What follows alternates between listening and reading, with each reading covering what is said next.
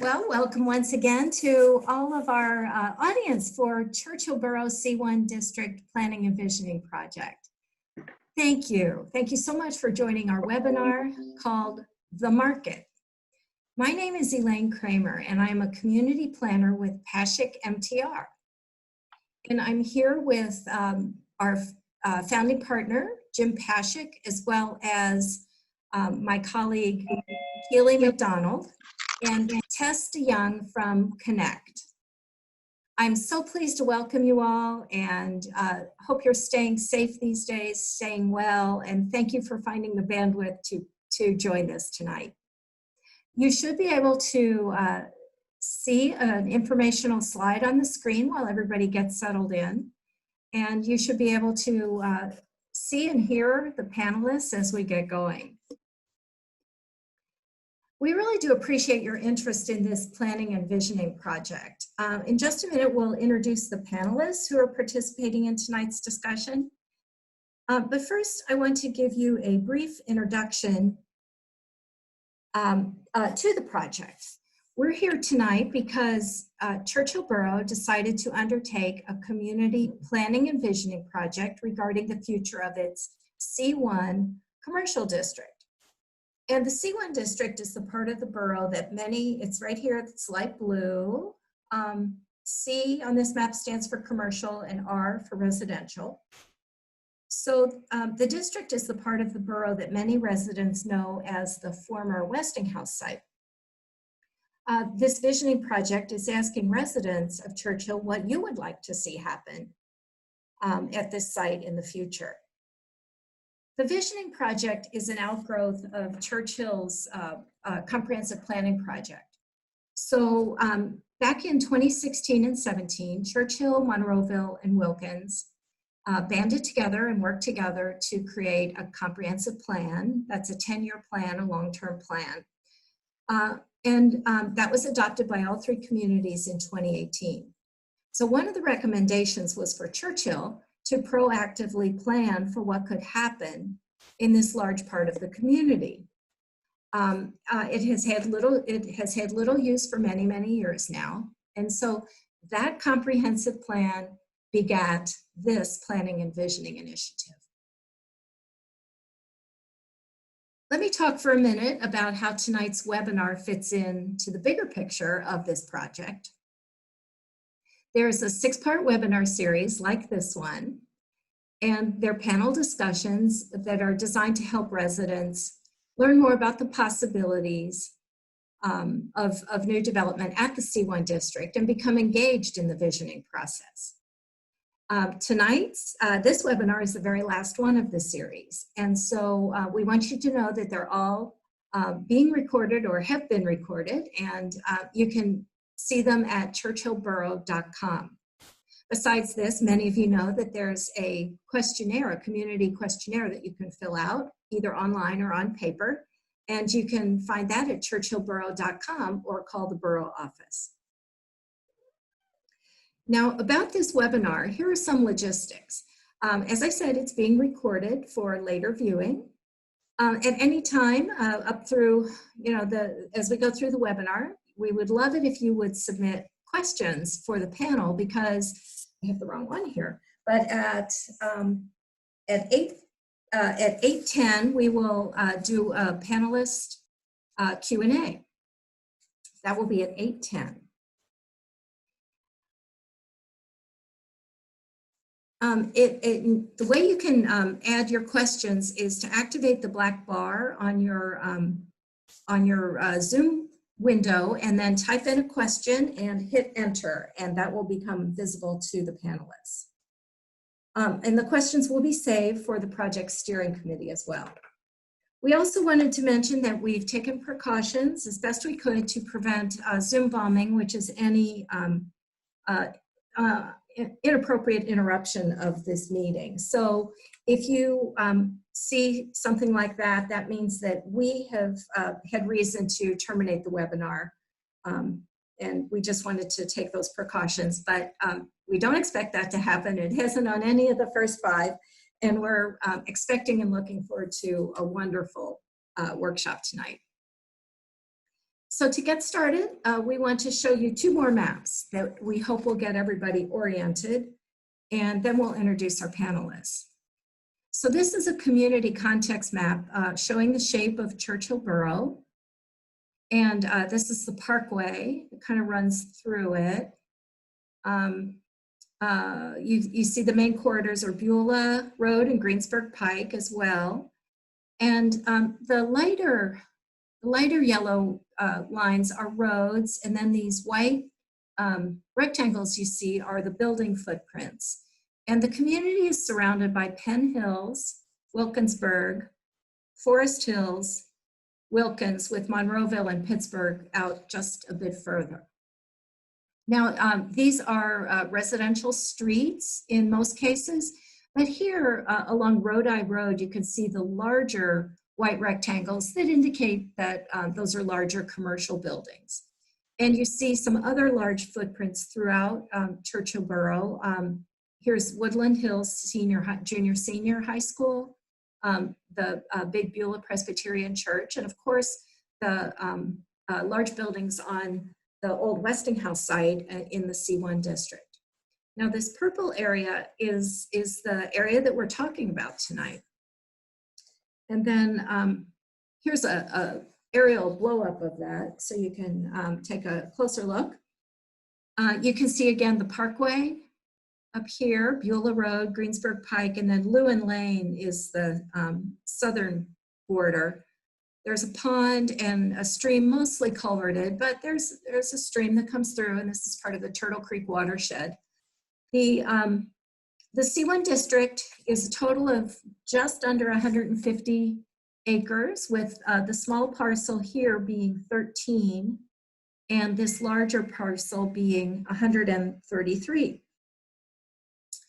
So my fun fact is that this was the building and the site was designed in the 1950s when Westinghouse developed the site to appear from the air as a locomotive, because Westinghouse was a manufacturer of locomotive air brakes, and when executives were from other companies or other firms were coming in and flying into Pittsburgh, they wanted this to look like a locomotive from the air, so it would be very recognizable.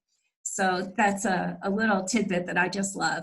Right here, if you can see it, is the sign that's visible from the parkway, and then the site slopes down, down, down, down, down, and heads on downhill. So that's a really brief introduction to the site. And I'm going to stop screen sharing now so we can introduce our panelists. We will start in just a second, but this group is just a fantastic group who have expertise in development, in market conditions, in understanding how development and government work. And they are also able to speak about the roles and expectations of the owner, of developer, of a borough or government agency. So we're so pleased that they volunteered to participate. We thank them. And we'd like to start the introductions with Lance Chipka. Lance became Director of Allegheny County Economic Development in 2018. As director, he leads the county agency responsible for business expansion, community development, planning, real estate development, and affordable housing projects for the county. He previously worked with the Pennsylvania Department of Community and Economic Development, where he was regional director of the Governor's Action Team and directed the state response for business attraction and expansion activities. Prior to working with the state, he led community development programs, commercial lending, business attraction and expansion activities for Allegheny County Economic Development. He holds a bachelor's in business administration and finance from the Catholic University of America in Washington, and an MS in public policy and management from CMU. He's also certified as an economic development finance professional and served in the Peace Corps in Turkmenistan. As did Eileen, I found out. Yes, I was a Peace Corps volunteer in Sierra Leone. All right, that's a separate Zoom meeting. We'll talk about all Ray Gastel. Ray is director of the Remaking Cities Institute at Carnegie Mellon, where he is engaged in teaching and research on sustainable urbanism and architecture. He was director of the Pittsburgh Department of City Planning from 2014 to 2019, where he led divisions and initiatives, including strategic planning, neighborhood planning, community engagement, public art and civic design, zoning and development review, historic preservation, and GIS. Some initiatives included Complete Streets, the Eco-Innovation District, neighborhood planning, riverfront zoning, and affordable housing policy. His experience includes comprehensive city and regional planning with focus on planning and urban design frameworks for campuses, mixed-use districts, neighborhoods, waterfront development, and public spaces. He previously was planning director in Seattle and the Manhattan office director for New York City planning. He holds a Master of Architecture degree from Princeton. Hello. Jared Imperatore is vice president for retail brokerage at Jones Lang LaSalle Real Estate Services Pittsburgh office. Jared brings 26 years of business experience to the understanding of retail requirements from a landlord and tenant perspective with respect to present and future goals. He's highly skilled at negotiating business terms, return on investments, risk management, and aligning clients' business objectives and core values. He applies his knowledge and insights to the agency leasing and tenant representation services he provides to an extensive roster of retail clients. He holds a Bachelor of Science from Point Park and an Architecture Design Associate's degree from Pittsburgh Technical College. He's received some of the commercial real estate industry's highest awards, the CoStar President's Club Award and CoStar Market Share Award in 2006. And he was a CoStar Group's Power Broker recipient from 2007 to 2013. And he's an active member of the International Council of Shopping Centers, which is the ICSC, in case that comes up later. And finally, I want to introduce you to Nick Makarev. Nick is a planner and local government specialist, government policy specialist with the Pennsylvania Department of Community and Economic Development for Southwestern PA, based out of Pittsburgh. He supports municipalities and local government officials with assistance and support, including funding information, legislative research impacting local governments, community planning assistance, coordination of services, and technical assistance. And I might add at this point that DCED is one of the funders of this planning and visioning project, along with Churchill Borough is funding the project as well. Nick holds a master's in community planning from the University of Maryland, College Park. He previously worked as a consultant for Harford County, Maryland on a small area community plan and worked for the Economic Opportunities Program at the Aspen Institute in Washington, DC.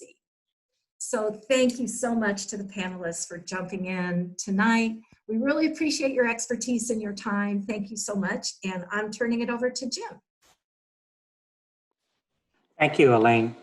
So this is the market, this webinar, and we're talking about characteristics of market and social trends in redevelopment, the needs and expectations of property owners, and developers and communities, the needs of the developers and communities.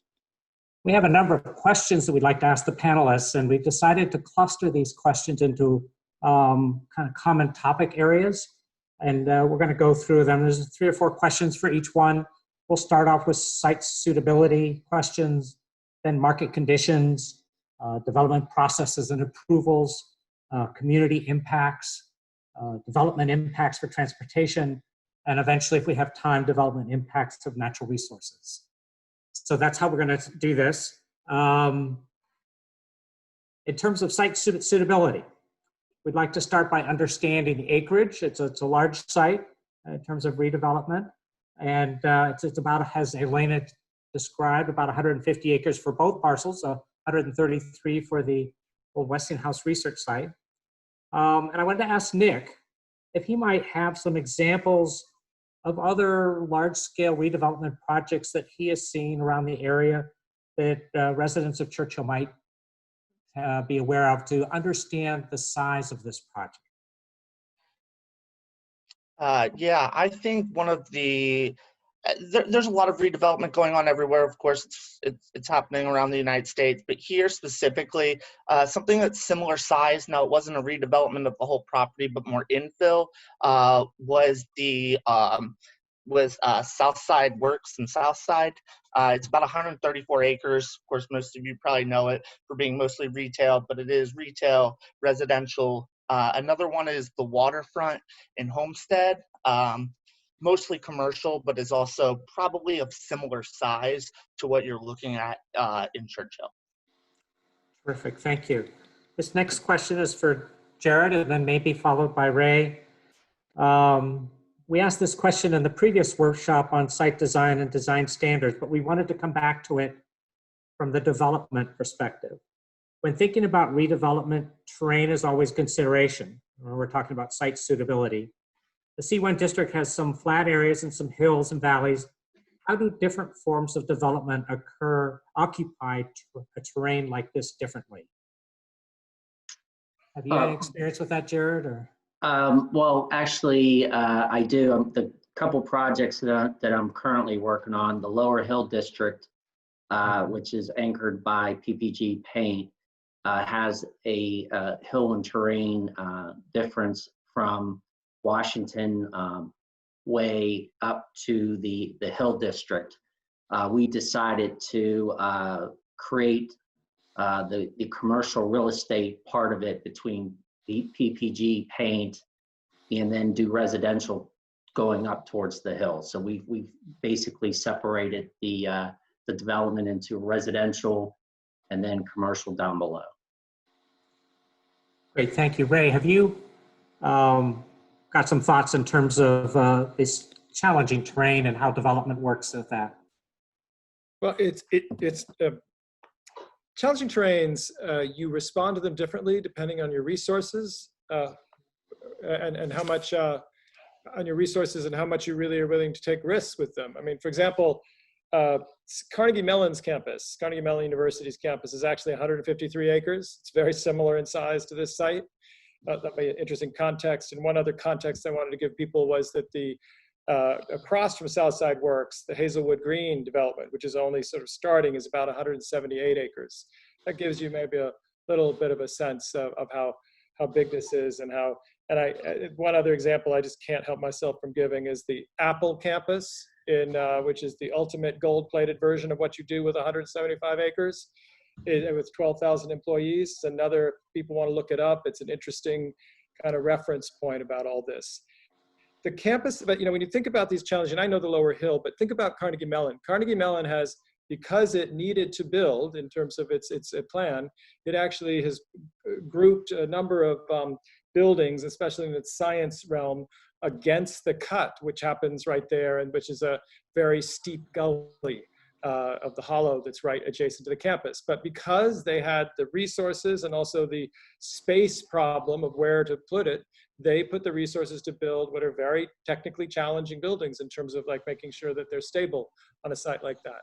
If you have choices, and increasingly in a kind of climate change environment where our hillsides are not nearly as stable as they were, I think that the more likely way to build in this region these days is going to be relatively conservative about that, unless you have a really special situation like Carnegie Mellon.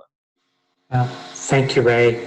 And this is a question for anyone, although I'm kind of thinking of Jared or Lance on this specifically, but regrading a site becomes a big part of costs of the redevelopment. And sometimes in Pittsburgh, we have high retaining walls or steep constructed slopes to accommodate buildings and parking lots. And the question is, to what degree does this part of site preparation drive decisions about what development occurs? Who would like to answer that? I'll wade into that one. Yeah, in southwestern Pennsylvania, in the foothills of the Appalachian Mountains, there is no such thing as flat, right? Yeah. So when we're dealing with sometimes regional and sometimes national developers, it can be some sticker shock when we present land development and pre-development costs to getting a flat site. I think that's one of the great things about this site is that you have a large buildable tabletop flat site, which is somewhat rare in the region. And to Ray's point, I think there are two ways to deal with topography issues. You can either fight against it or you can work with it. And in this particular site case, I think it provides kind of an interesting opportunity to segment the site between a more active development site and maybe a less active, more passive site that is going to have too many development challenges from a wetlands perspective and a topography change perspective. You know, you're not going to want to mess with that. To Ray's point, it's just for I think what the market will bear on that site. It's not a cost worth incurring, and I think it's probably a benefit to the community to not attempt to mess with Mother Nature too much. It rarely is. Thanks, Lance. Does anyone else have anything to add to that? All right, let's switch to market conditions and trends. I'm going to start with Lance, and we'll go around the room. Owners and developers' proposals are highly influenced by supply and demand for certain types of development. What kinds of development or uses are in short supply or are overbuilt in our area? We're going to two extremes there, either in short supply or overbuilt. And we'd like to ask each of you, starting with Lance, what is it that might be used for this site? What are your visions? What do you see as an opportunity for Churchill site? So Lance, I'm going to start with you. Sure.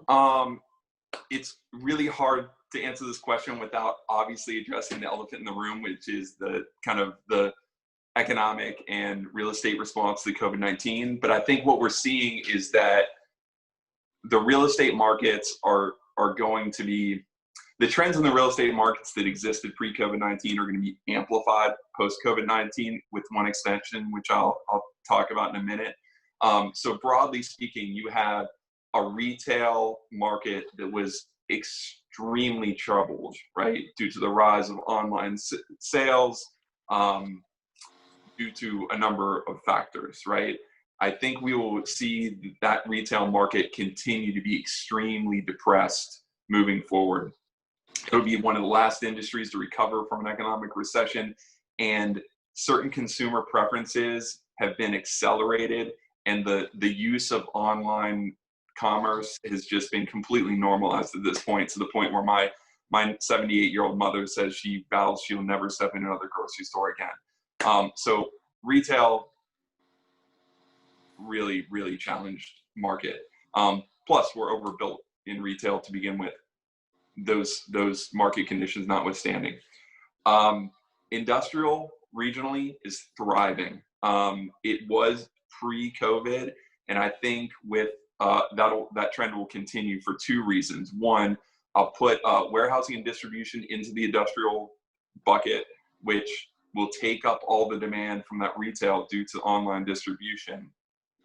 But also, I think our manufacturing base has a huge opportunity to take some of the reshoring capabilities that I think a lot of people are really reconsidering their supply chains and reconsidering their reliance on single countries in those supply chains. And I think our industrial base has the opportunity to absorb some of those reshoring activities. The Class A office market, I think, is the big wild card.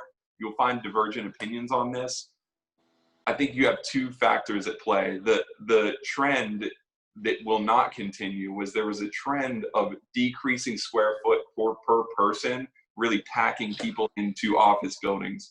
That is obviously not tenable in post-COVID social distancing environment. So you're going to see that trend start to reverse. However, what's going to offset the demand for more square footage per person is the fact that a lot of business operations are finding productivity in remote work environments. So I think those two things are really going to balance each other out, and we're going to see a stable office environment, but I think you're going to see cautious development emerging from COVID. In the three buckets, no on retail, yes on industrial, and wait on office. Great, thank you. Nick, what's your thoughts in terms of what's been overbuilt and what are some of the new emerging trends? I mean, of course, I'm new to, well, you probably don't know, I'm new to the Pittsburgh area. I've only been here since December, so I'm still learning the Southwest region here. looking at examples from what I'm used to, I come from more of the housing community development side of things. So for me, while warehouse and distribution is one angle, I also believe there's opportunity for new housing and the potential for adult housing or senior housing is definitely, with the aging population in this area, an angle that may be of interest in this site. Great, thank you. Jared? Are you muted? I'm unmuting myself. Please Okay. excuse. I do retail, and obviously I do retail development or retail from ground up. I was approached by this developer twice over the last 6 years, maybe 7 years, to do an analysis on the land and potential to do retail. That to me was quite easy. I spent probably about 20 hours reviewing it a few years back. My concern with the retail is that you're trying to compete against the Monroeville trade area, which is about 3.4 million square feet of retail. My also concern about the retail in this trade area is that it's a very captured market. So when you get through, anybody living up north most likely aren't going to come to this trade area, as well as west and in the South Hills. So what you're really capturing is just the east side of the market. Then you're turning around and trying to create it against one of the oldest retail trade areas in the market, which is the Monroeville. Then you start looking at consumer buying power, household income, the density, the site ingress, egress, access to the site. A lot of these different variables that I create when I'm looking at development and developing a matrix just does not line up for this type of land in trade area. I do believe there's a shortage in flex space and distribution space. I know that for a fact in the market. If we were to go that route, or your firm or your community, I think we'd have to address the ingress egress into the site, make sure that it doesn't impact the community. Thank you. Great. Well, I think most of the market stuff's been discussed. I will note that, from a Pittsburgh perspective, at least until not too long ago, at least before this current crisis, there was still seemed to be the demand for new Class A, and especially kind of let's call it Class A alternative space, was still there, still being built out, especially in the Strip, but not only in the Strip, also up in Lawrenceville and a number of other areas. But it's the kind of trying to create this type of community where the sort of a I call it, it's almost lifestyle Class A, because it's for a generation that doesn't really want to be downtown and is more taken with a kind of environment where there's housing and smaller scale and a mix of uses and so forth, which you can either try and recreate in a campus setting like this or not. I mean, South Point is the most kind of ambitious version of that in the region, at least in the recent years. But I think that in market terms, as was said by Lance, I mean, there's a certain way you have no idea what is happening. I mean, we can't, I think it's a very thoughtful thing to say that basically the trends that were already there will be amplified by this. And I suspect that's quite accurate. But at the same time, how could you think about office right now if you look at the trends that are happening right now, in which the tech companies, as was always expected, now that Twitter is the one that sort of is the most, it said basically to everyone, you never have to come back to the office, ever. The other ones are saying you don't have to come back to the office until 2021. Some, Apple wants them back sooner because they have a culture of, they also are sort of more connected to production, and they also have a culture of sort of secrecy, for lack of a better term. So I think that we really are really big questions, but I think, again, it may not work for a housing for a variety of reasons, but the one thing we actually do know we're going to need more of is housing.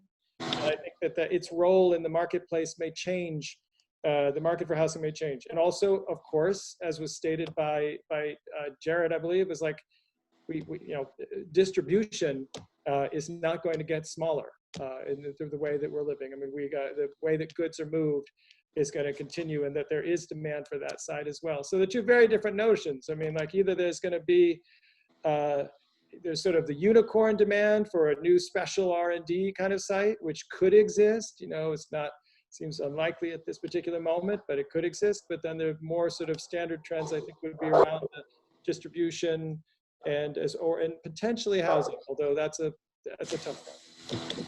Great, thank you very much. I'm going to stay with you, Ray, for the next question, which is, one of Churchill's goals dating to the comprehensive plan development in 2016 through 18 is for redevelopment in this district to make Churchill more attractive. That puts Churchill on the map. That entices the next generation of people to move into the borough. I know we've started to talk about this, but we're looking at it now from a little bit of a different angle. What uses or types of development are considered to be good bets for that, for attracting the next generation of residents? Do any of these align with some of the major needs that you identified in the last few minutes of housing and those kinds of things? So Ray, I'm going to ask you that question. Yeah, no, I think that the housing market has not disappeared. It changed even in the years since the 5 years I was planning director. It moved much more towards rental than it had been, or really it was actually much more towards rental than it had been like a decade before. But but it continues. We the investors in housing are sort of, as they sort of are drawn to secondary markets and have been for the past 4 years, rather than just the major cities. They've been drawn to cities like Pittsburgh and the Pittsburgh region. So I think that there's a sense that our housing need is going to rise steadily, not at a rate like Atlanta or Austin or Seattle or those communities, but we still see an increase in the demand for housing and also a different kind of housing product. I think that that's it's not a surprise. And this could be a site which actually provides a different kind of housing. But that's it's a very high bar, because housing, even though returns of 15 or 16% are expected by outside investors, that's still, housing can be on quite a tight margin and is very vulnerable to fluctuations in the market, at least for rental kind of housing. That said, there's a lot of models of sort of housing developments today that are attractive, and that the site like this, it have to be a very creative version of how housing would work. But you can see it happening. But it couldn't be exclusively housing. It would have to be a mixed-use community. Again, a kind of gold-plated version is Facebook, with all the money in the world, building its Willow campus, its Willow Village, where it's trying to overcome the mistakes of building campuses that were entirely sort of locked out of activities, and so weren't an amenity for the community. That may or may not really go forward at this point, but at the same time, that's a vision, which is a legitimate vision and has worked in many places where you have a job center combined with a new kind of variety of housing types. That can be attractive. Again, whether the market's really there for that is a big question, but at least conceptually, in terms of national perspective, there have been sites that have done that very successfully. Thank you, Ray. This question's for Jared. The former Westinghouse site grew and flourished for 20 to 30 years, from 1955 up into the 70s and 80s. How far into the future developers look when they identify a project? One of our steering committee members put the question this way: how can we encourage resiliency to withstand market preferences as they change throughout generations? This is when you put your crystal ball on, Jared. Well, no, absolutely. That is a very complex and interesting question. I don't know the history of Westinghouse. My assumption is that the Westinghouse was built based on location, and I'm assuming the housing was developed around it, and it kind of grew along those lines. The couple developments that I've worked on, South Point Town Center, which is located, it's the South Point Park. It's a business park that has about 4 million square feet of commercial space. That project took easily 15, 16 years to really get rolling. And once the corporate offices and some of the flex and industrial spaces went in, you noticed that the housing started to come around. And then within the last 7 years, last 7 years ago, I ended up finishing the retail within there, which was essentially amenity retail. Another project that's taken 10 years is called Newberry Market that I'm working on in the South Hills, and that's anchored by South Point, or anchored by Topgolf. The housing within Newberry and around Newberry has grown drastically because of accessibility from the airport and to downtown, but also because of the school district. The school district really drives. They were #1 last year, and I believe the school district is #6. They're ranked 6th this year. So when people go looking for housing and homes, they take into consideration the school district. That's a major impact and importance, as well as where they live. It would probably be school district first and where they work second. That's how. Yep. So that's my. Yep. Thank you, Jared. This is the last question in this group about market conditions, and I'd like to ask everyone to weigh in on this, but I'm going to start with Lance. So many aspects of our world have changed in the past decade and are changing faster with implications for development. I'd like to ask you, beginning with Lance, to identify a trend, and we've already started to talk about this. On Kurtman, you've mentioned the COVID already. So what kinds of trends, development trends, you've mentioned already the idea of the people now shopping from home. You've talked about the workspace where you work from home. What are some other trends that you're seeing? Let's see. Geez. Well, I mean, from a national competitiveness perspective, Yes. I'll steal one of Ray's examples. And if I'm a Twitter employee, I don't know why I continue to pay housing costs in high value areas if I'm never coming to the office again. And that's where I think Pittsburgh has a lot to offer from an affordability and amenity perspective for someone who is now suddenly relegated to remote work in New York City or Boston or Cupertino or some of these other places. So I guess one trend would be on like a subset of that remote work trend would be, okay, do we now have the ability to pick up some new residents, reverse longstanding population decline trends, and to the benefit of the region because it's a affordable and amenity-rich place to live and work remotely from. So I guess I'll go with that. Great, thank you, Lance. Nick, any other trends that we haven't already talked about? No, I would just like to add, I mean, nationally, I'll go back to the aging population. It's funny, aging populations and early 20s, mid 20s individuals sort of are now looking at the same type of housing options to live in amenity-rich areas with, with outdoor recreation, a sense of place, a defined sort of neighborhood. And that's just a trend that's really popular and happening around the United States. Thank you. Jared, anything you want to add? I'm going to stick with what I believed pre-COVID, and I still am a strong believer in this, is I believe experiential development and entertainment development is the future. I think we will get back to that. You have to create placemaking, which essentially is an environment that compels somebody that wants to go there and experience that and come back over and over again. And creating that placemaking is I still believe is going to be the future. Thank you. And Ray, close us up on this. I agree with what's been said. I think, I think that the only thing I would caution is with a site like this and with the current conditions. I mean, you're going to have to make some choices about how much flexibility the community really wants to see for it.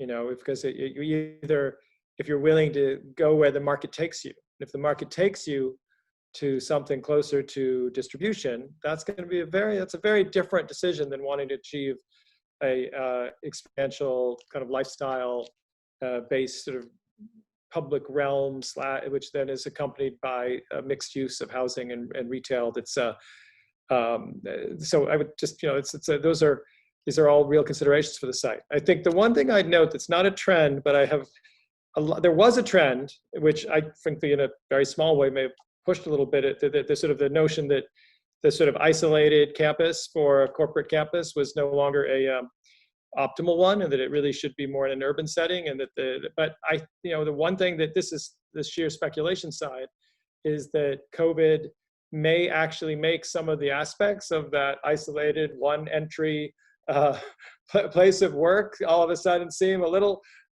more attractive than it used to seem. I said I wouldn't, you know, we may be surprised that, you know, people are going to say, you know, Apple had it right to put 12,000 people on one building in Menlo Park. So just something to, you know, those are the things. Again, I'm talking about stuff that doesn't have the kind of sense of a long sound kind of, you know, projection, or rather a scenario. And I think the scenarios that people have suggested are very sensible ones, but I you know, would adopt them as a policy matter. But at the same time, I think we may be in for some surprises about where the trends go, and surprises for a community in terms of what is most attractive to them, really. Great, thank you, Ray. I just want to stop for a minute before I ask some questions on development process and approvals. Just stop just to mention that the owner has requested an opportunity to make a statement, and we'd like to do that just before our lightning round at 8:25. So, Mr. Wilhelm, if you would be prepared, and Tess, you'll unmute his microphone at 8:25. And I want to mention to those that are attendees to this webinar that to make sure that you come up with any questions you would like to ask the panelists, and use the Q&A function, the bottom screen, and post those questions. And we'll have a few minutes a little bit later to share those questions with the panelists and get some sites. So make sure you include some questions for the panelists on that. So let me go back now to development process and approvals. Our goal of this panel discussion is to shine a light on the needs and expectations of owners, developers, and the jurisdictional bodies. Speaking generally about planning and site development, how do the levers work? How do the levers work? What does an owner, a developer, and a local government have as a right or expectation? So I maybe, Jared, if you would just share with us in terms of owner development, what are the kinds of things that you look at when you think of being involved in a project, and in terms of development process and approvals?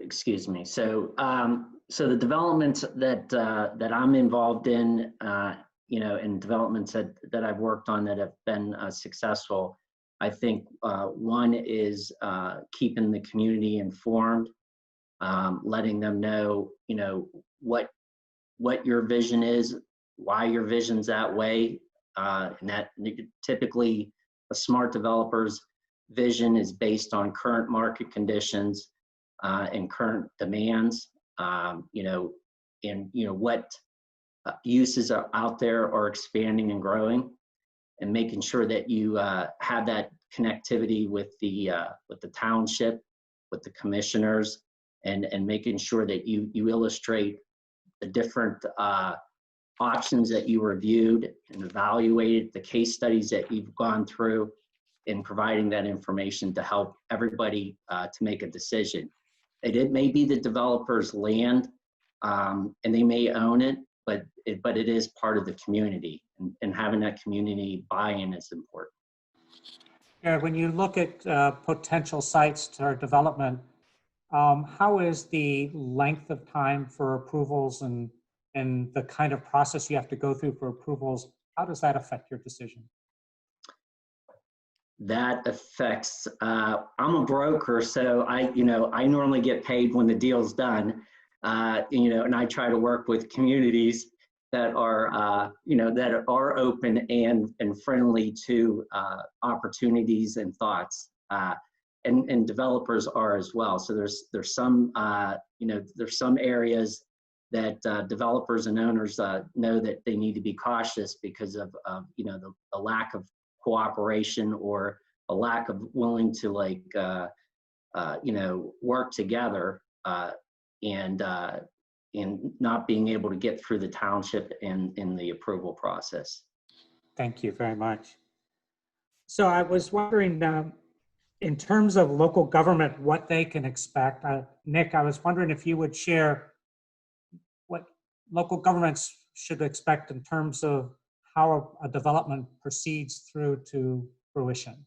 Yeah, well, before even a development, proposal comes in, of course, local government already has, ordinances, zoning, saldo set in place. And that's really how they regulate what type of development can and will occur at a certain site. Usually development review, once it comes into a borough, will be looked at by the local staff and then passed on to the planning commission. And there is actually a 90-day period where a decision has to be made. So generally within a 90-day period, that process will at least have to have some feedback to the developer on the conditions of the site and what if their proposal passes. Thank you. Lance, I know you could look at this question from both directions as a representative of the county and municipalities in our county, as well as someone who's looking to attract businesses into the county. What are some expectations that developers have, and what are some expectations that municipalities have? Yeah, I think so. I work in 130 different municipalities, many of which have their own planning commissions and own municipal governments. And you can imagine that the level of sophistication, the openness to development, it varies widely amongst the 130 municipalities. So in the instances where I see it go well, and this is more of a philosophy more than, P's and Q's of land ordinances, et cetera. But I think when a community is approached by a developer and they're able to articulate, yeah, I understand the development, but here are our concerns and it's X, Y, and Z, and they're able to clearly articulate that to developers. In many cases, developers want that input and need that input and are happy to help, get beyond some of those challenges. And in the end, when it works very well, it's the betterment, of the community itself. One recent example is in Braddock Borough. We acquired about 60 plus vacant delinquent houses, and that whole area was zoned residential. But it was adjacent to an industrial site. It was really an improper, ill-fitting place for a residential district. And so, just through back and forth and a really good relationship with the borough, we now have a 60,000 square foot vertical farm in that area. That was the region's first opportunity zone project, and has solar panels on the roof, and is a really great example that if we didn't have the relationship in Braddock Borough, that project wouldn't have happened in somewhere else. So I really applaud the borough officials in Braddock for being open-minded, articulating their concerns, and allowing the developer to address them. Great, thank you. Ray, I just want to ask you, and I apologize if I'm taking you back to your years as planning director for the city as opposed to your current position, but what are reasonable expectations in terms of municipalities and working with developers? Well, the baseline is, as was mentioned by Nick, is that, what is your existing zoning? And if your existing zoning has a lot of by right. I mean, things that can be done with relatively, without a conditional, with the lowest level of kind of review and approval.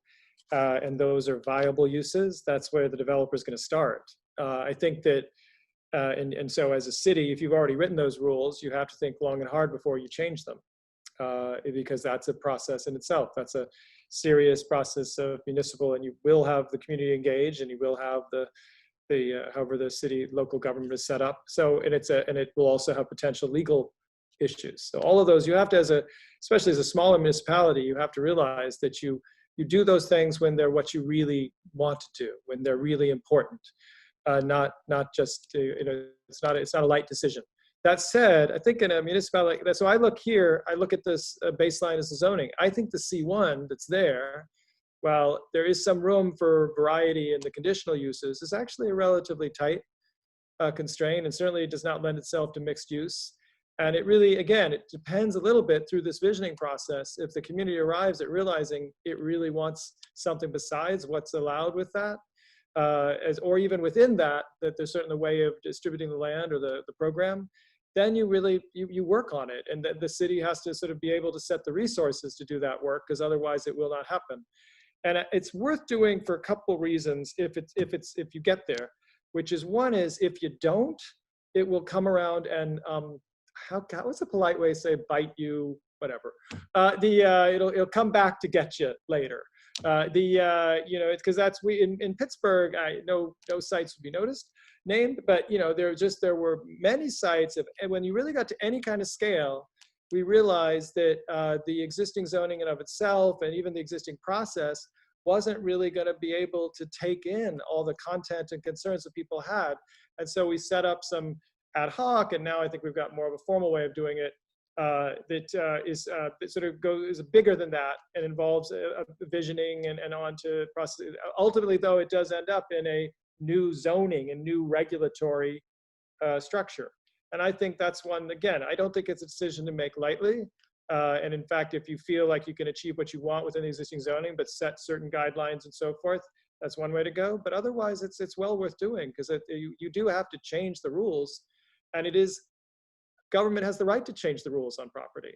I mean, I think, of course, it's in certain arenas, it can be seen as I won't use the word, but it can be seen as unfair. And it's certainly worth considering. But at the same time, it won't work. The process will not work unless you have some general consensus about the future of the site. People, the community will rise up and oppose the project regardless of that starting point if they're unhappy with it. So I think you do have to do this type of work. And it's in the end, it's hard, but it's in the end, it's in the developer's interest as much as it is in the communities. Because one of the ways to describe it's interesting when developers come with their whole version of how they want to change everything and how they want to actually change the zoning and so forth. And that is one way to get the work done, and it's a legitimate, but at the same time, you need some buy-in earlier in the process. And that's where a comprehensive plan and then amplifying aspects of the comprehensive plan to actually drill down to expectations. And I'll just end noting, this is like, I don't know if it's 1/10 of the land mass of this, it's something like 1/10 of this community. And so it's inevitable, no matter who is the holder of this, that there's going to be a community interest, regardless of the regulatory structure and so forth. So you just can't be that big and not be of a matter to a larger public. Great, thank you. I'd like to just stop for a minute. We probably will come back. We'll have time to come back to a few more questions, but I wondered if Elaine, if you would please post the poll that we developed for this. So the question and to have attendees respond is, having heard what panelists have suggested are potential uses supported by market demand, which one would be your highest choice? And we had to anticipate without knowing what they were going to say. So we picked a few. One is mixed use that includes housing and retail commercial. One is education and research facilities. One is warehouse and distribution. One is flex space. And one is senior housing. So we picked those as part of our poll question. So we'll hold this up for another 60 seconds or so. I'm anxious to have you press the poll button at the bottom of your screen and vote. while this is up on the screen, I wondered if Jared could explain what flex space is. Flex space is distribution space that has office within it. So there's an office component, and it could be 50-50 with some warehouse and distribution, but it has an office component to it. Great, thank you, Jared. So, It could also be production space, not exclusively warehouse and distribution, but it could be, some sort of office and other mix. High bay production space is also very hot right now for mix or for the flex market. Yeah, I agree. thank you, Lance. So go ahead and close the poll. And it looks like for the few that voted that mixed use and warehouse and distribution are both preferences, followed by education and flex space and senior housing. So thank you very much for that. So we come to the time where we'd like to take any questions from the attendees. And Keely, has anybody posted any questions? If not, we'll go back to the questions we have. Yeah, I have a few questions here. Let me see. Do you think that a mixed space commercial, residential, and open space parks development is more likely to thrive in today's environment? That's to any of you on the panel. I mean, as opposed to a single use, right? Yeah, I think that's what they're asking. Yeah. I think it depends on the site. I do like I think when most people talk about mixed use, they're talking about usually it's people have the conception of mixed office and retail development. But I like that someone is thinking more broadly about a mixture of uses. And for this site, we talked about topography. We talked about potentially embracing topography. And that would be the natural buffer between two uses, perhaps, whether that's an office or passive park use or an industrial passive park use. But I think the site does lend itself to potentially an active development site and a less active site based on the topography changes. So, Anybody else? I think it would thrive once you got the financing. I think it will. I mean, what I'm saying, I think if you could actually create a place that people wanted to go to, whether it was had an entertainment aspect or whether it was kind of like just a particularly attractive kind of third place that somehow had some kind of use, if you gave people in that area a kind of different kind of place to go and a different kind of retail experience than they have today, retail is just an amenity. Retail, not as the driver of the development, because you need the other activities as well. I think it could be very attractive. I think people, you could probably make a case that there's a missing type of experience in this area that the workforce and the retired folks would actually enjoy. I think you could identify that. I think the question of whether the number is going to work for that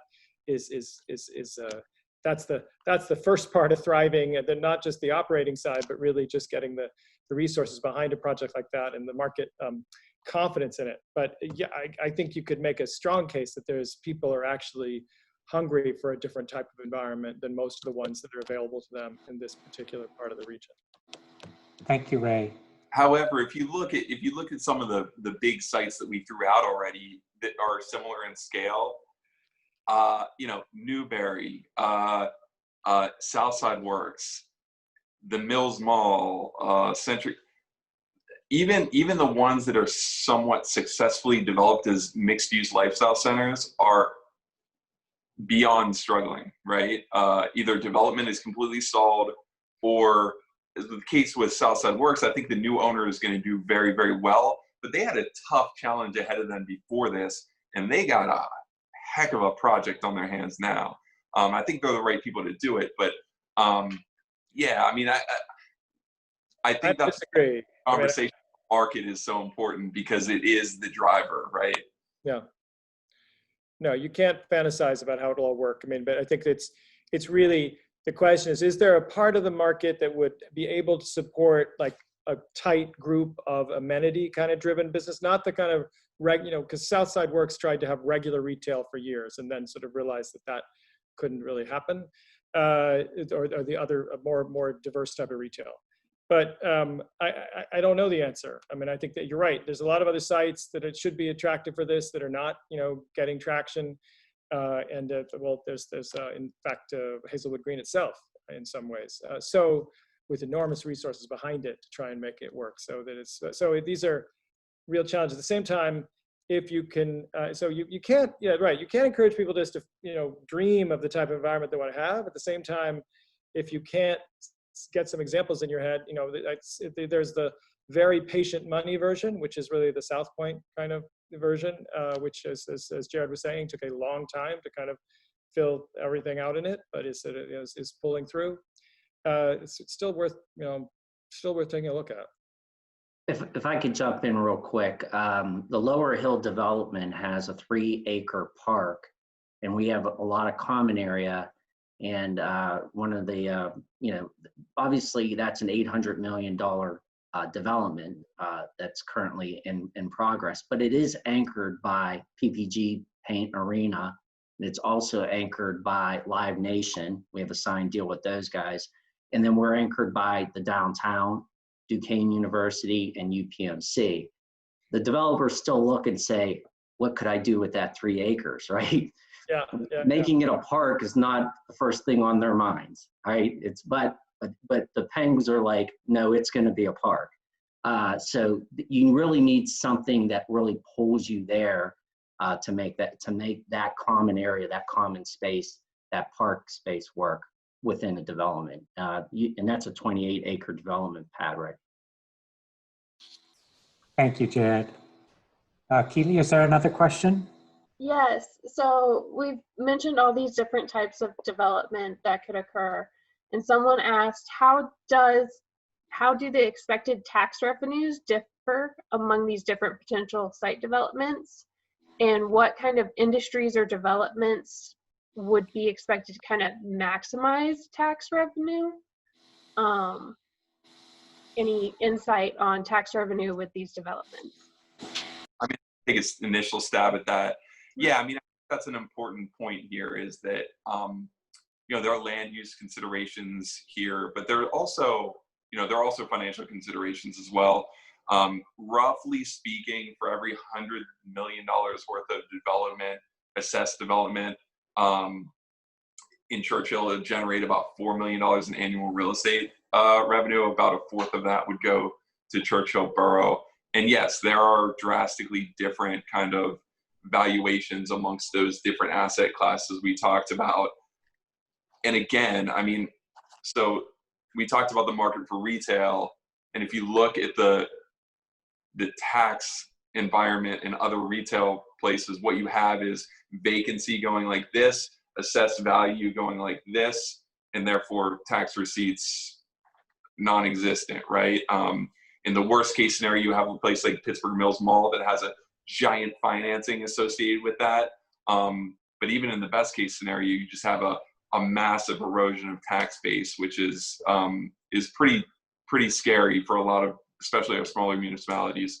So yeah, I mean, certainly an office or an industrial user is going to be a much more viable, much more tax generative use. And, basically speaking, it's a valuation against construction value. So the higher construction value site, the more tax revenue you're going to produce.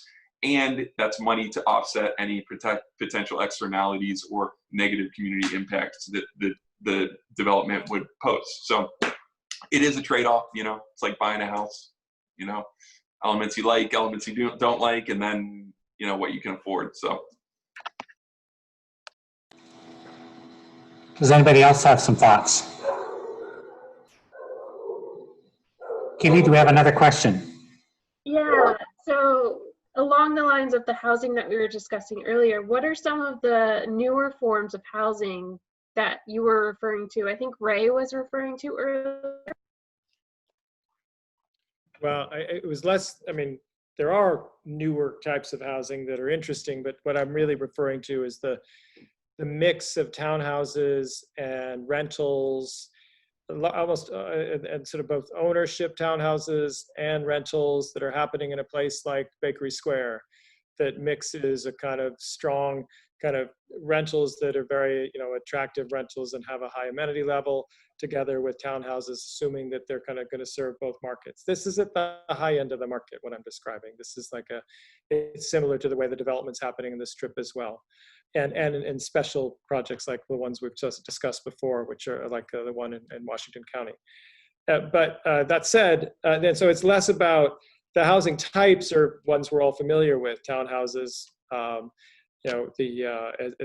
right down to zero lot line kind of contemporary single family development. But my point is really that it's a housing which is developed in association with some kind of job center or amenity center, which makes it feel that it's an attractive from a kind of lifestyle perspective for the potential folks that would live there. And I think that those we've seen them before, but we're doing them slightly differently and in new ways today. That I think the market will continue to provide this, and that mix of options, it seems to be something that is attractive to people to live in a neighborhood where there are everything from a townhouse, row house to flats, to large flats, to small flats, to micro units. It's like that kind of thinking. Does anybody else want to respond to that question? All right, Keely, any other questions? Yes, so someone mentioned, what about something like the research lab area along the Mon River plus housing? The research, you mean yes, the Pittsburgh Technology Center. Okay. Well, the Pittsburgh Technology Center now finally has a hotel, and also has a little bit more variety in the type of what's being built there. They tried to put in some housing, and that project didn't quite work. But it's I agree. I mean, I don't think we're going to see a generation of kind of an R&D kind of office complex quite like the Pittsburgh Technology Center anytime soon. Just sort of because of where the but that said, it's really in many ways Lawrenceville and the Strip are the Pittsburgh Technology Center with housing. They just have more housing and more old stuff that was already there. And then the new offices are being sort of inserted in that. Some of them are actually very much an R&D kind of office. Others are now it's more towards Class A and parts of the Strip and so forth. So, or the traditional Class A.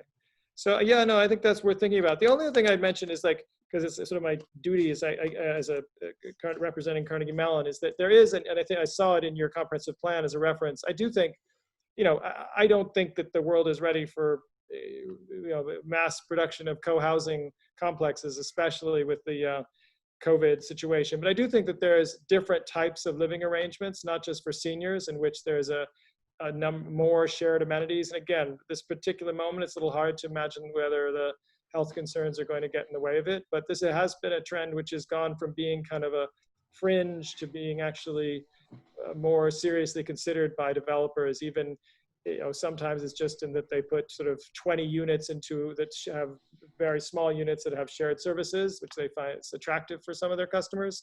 But I think there's also more structured versions. And of course, that's senior communities are essentially shared housing too. So I think there's models for housing that we haven't seen yet that are more cooperative in some ways than most of the model that we've had, especially in the suburbs for some time.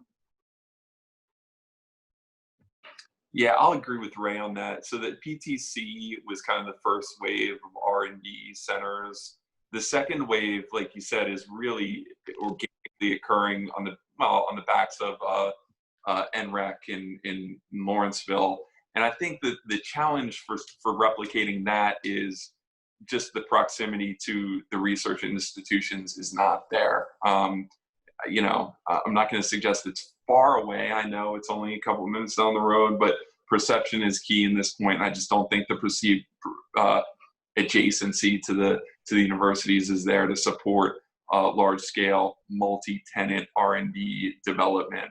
Now you could, as it was mentioned before, you know, you could hit the lottery, and maybe somebody with R&D intensive plus office operation appears out of the blue and plunks down $500 million for a new, you know, Apple headquarters. But I mean, I that would literally be like waiting around for the lottery. So I don't know that that's the best approach. Thank you. I'm cognizant of the time, and I wanted to keep us moving along on our agenda. We're about to start our lightning round with the panelists. But before we do that, I'd like to invite Mr. Wilhelm to make a statement. He's representing the owner. And Tess, if you would unmute his mic.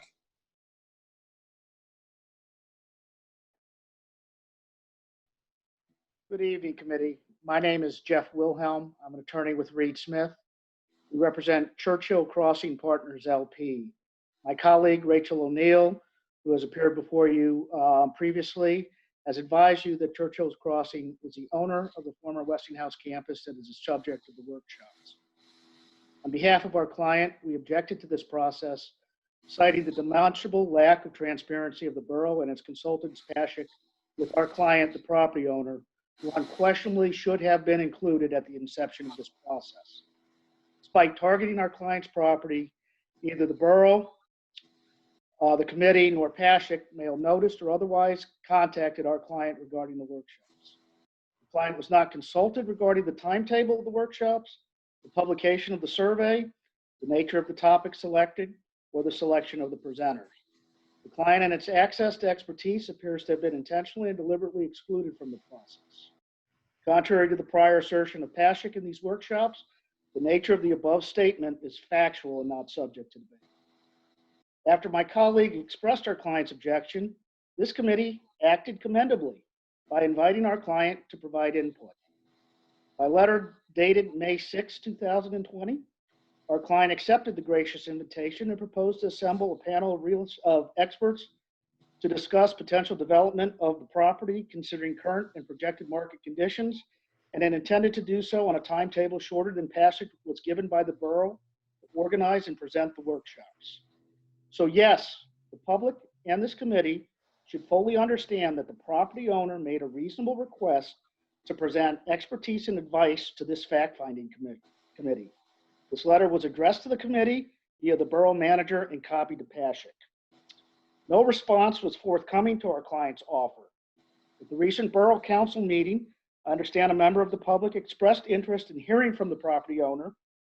Unlike the non-transparent answer of the two borough supervisors who responded, I will directly address this inquiry. The deeply disappointing and troublesome truth is that your elected leaders have intentionally excluded and hindered every effort of the property owner to meaningfully participate in this process. We want you to understand that this flawed process appears to be designed by the borough and its consultants to reach to a predetermined result without input from the property owner who pays taxes to this borough and who has spent significant amounts of its own money preparing this property for redevelopment. We continue to object to this flawed process and the effort of this borough and committee members to engage in a visiting process while wholly excluding the property owner. The borough and the committee's failure to respond and engage the property owner in this process is deeply disappointing and should be shocking to those who believe in a reasonable democratic fact-finding process. The members of the public who have participated in this process, we appreciate your interest and ask you the following question. Do you think the exclusion of the property owner would be the best way to discuss zoning or regulations pertaining to your own property? We again ask the borough and the members of the committee to do the right thing and pause this process to start working with our client, the taxpayer, instead of fighting against it. I ask that this statement be made part of the record.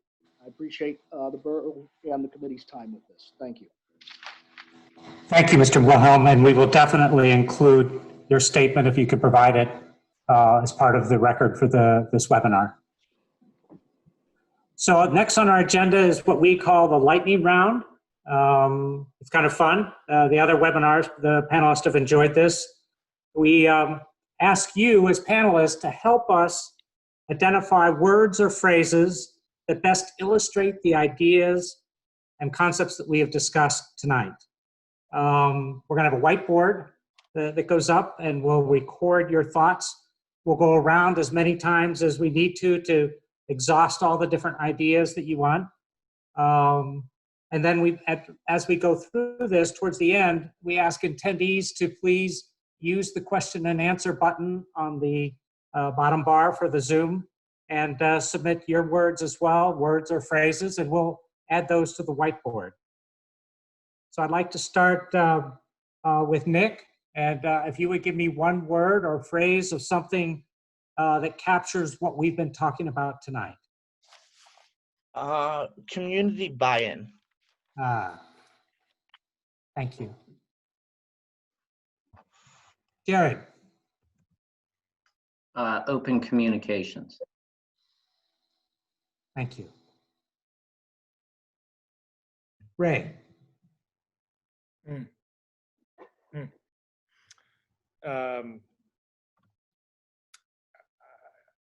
I'm gonna say remote work.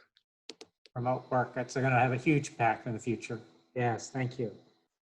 Lance. Market-based. Thank you. We're back to you, Nick.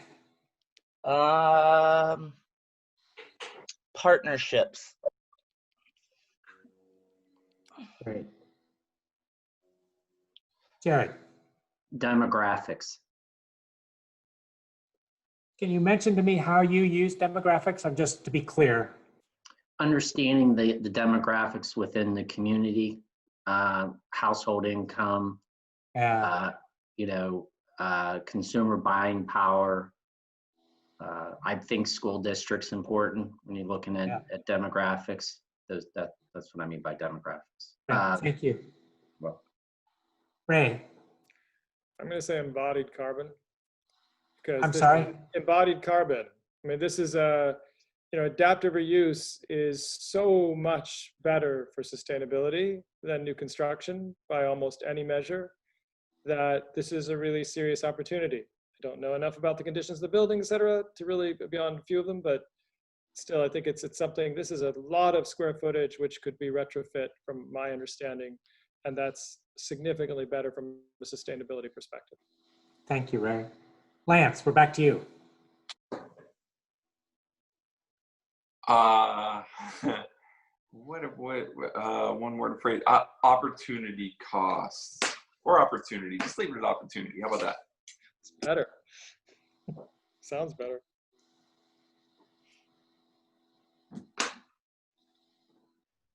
In that this is a huge one and we shouldn't blow it and we should get it done. Yeah. Make it happen. How about Nick? I would say access, transportation access. Good.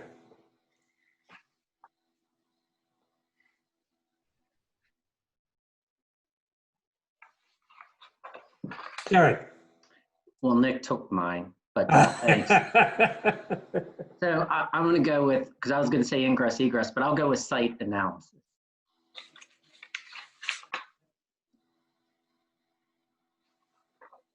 Great. Ray. I'm going to go with Jared's word, experience. Experience, yes.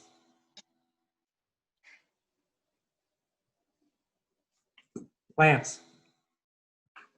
Revenue. Is there a specific thing that you're looking for in terms of what revenue means? Sustainable tax revenue to a municipality that's probably staring down a really scary municipal budget. And school district and county budget. All of our taxing bodies, I'm speaking the royal we here. Yeah. Terrific, thank you. Nick. Sense of place. What do you mean by sense of place? We had a whole webinar on it, but I'd be interested in your thoughts. I mean, for me, it's creating, tying in with the current conditions and the current residents and the community itself, and making it sort of a home buy-in, just sort of a location or feel. Yeah, great. Thank you. Thank you very much. Jared. Tenant demand. Important part of the market. Thank you. How about Ray? Water flows downhill. Yeah. I mean, in terms of stormwater, it shouldn't be that hard on this one, but water management is a site like this. It's critical.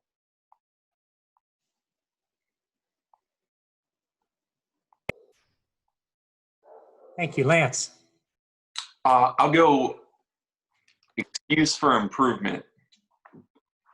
And I mean, development offers us an excuse and a revenue source to make improvements in our communities that need to be made, and there's no way to do so. And I'm thinking about one, you know, developing that site would leave that site better off from an ecological perspective, from a community perspective, from a tax-based perspective, from a transportation network perspective. We have spots in this community that are extremely dangerous and problematic that we have the opportunity to fix by way of this development. And so it's an excuse to tackle all those issues. Terrific. Thank you, Lance. Nick? Pass. I'm sorry? Pass. You're allowed. Jared, we're back to you. Developers analysis. Yes. All leads to feasibility, doesn't it? It does. Ray? I'm just going to keep going on sustainability, because it's not up there right now. It's up there, and but it can mean many things, but I'm actually referring to from an environmental perspective. Great. Thank you.